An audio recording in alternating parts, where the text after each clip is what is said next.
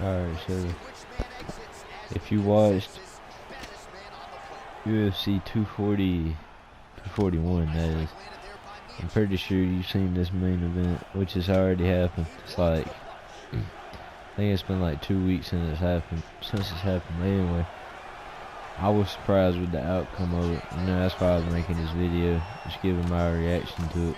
Because I've watched a good bit of fights and stuff like that, but I didn't expect, because coming into it, everybody expected Daniel Cormier to win by what he's doing right now in this gameplay. But, you know, see, he probably had the greatest round he could have, round 1 against Stipe. Stipe probably had the worst round he could have. Then round 2, Daniel Cormier probably won that round too, but it was closer than everybody expected. Round 3, I think Stipe landed some shots. It was going pretty good for DC still. He was pretty much winning the fight. And if you watch, he goes to the corner and his coach is pulling him to the side, right? And they tell him, you need to wrestle him because that's what he's good at. I mean, that's what he's known for throughout his whole career. But he was standing up with Stipe and stuff like that, kind of punching each other in the face, jab, hooks and stuff like that. And now all of a sudden you see where he just goes to Daniel Cormier's body, and then it kind of like gasses him out, keeps him. It's like the same spot like 3, 4, 5, 6 times. And then you can tell it's starting to get to Daniel Cormier or whatever. Then he clips him in the face a couple times. DC kind of tries to back up, and before you know it, his leg is under him and he's done for. Like, he's out. He didn't even know where he was at. He was done. He looked silly from like a bunch of angles, I would say. But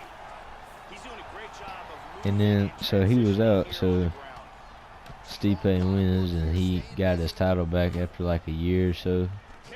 However long. And before this fight even took place, win or lose or draw or whatever, no contest, whatever you want to say, they were talking about how Daniel Cormier might retire. So that was like a topic of discussion. And at this point in time when I'm recording this, I meant to upload this earlier, but anyway, it looks like he's probably going to retire, but at the same time, I don't see him retiring on a loss.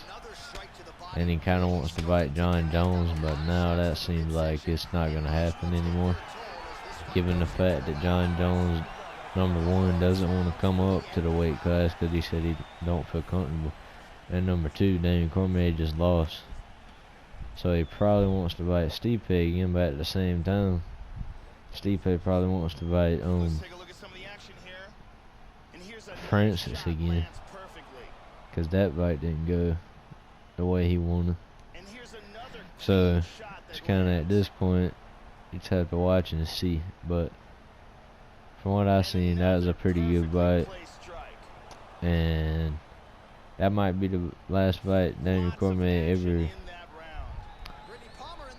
ever associates himself with, or ever participates in. I just butchered that, but anyway, I think that might be his last fight he's ever gonna have.